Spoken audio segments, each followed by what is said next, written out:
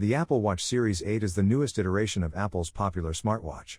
It was announced in September 2022 and is expected to be released later this year. The Apple Watch Series 8 builds on the success of its predecessors, offering a range of new features and improvements. One of the most notable enhancements on the Apple Watch Series 8 is the new health sensor.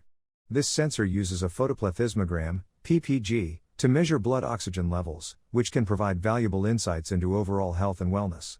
Additionally, the Apple Watch Series 8 features an improved ECG sensor, which can detect irregular heart rhythms and potentially prevent serious health issues. Another key upgrade on the Apple Watch Series 8 is the larger display. The watch now has a screen that is nearly 20% larger than that of the previous model, making it easier to read and interact with apps. The Apple Watch Series 8 also has a more durable screen, thanks to the use of stronger materials. In terms of performance, the Apple Watch Series 8 features a new processor that is faster and more efficient than previous models.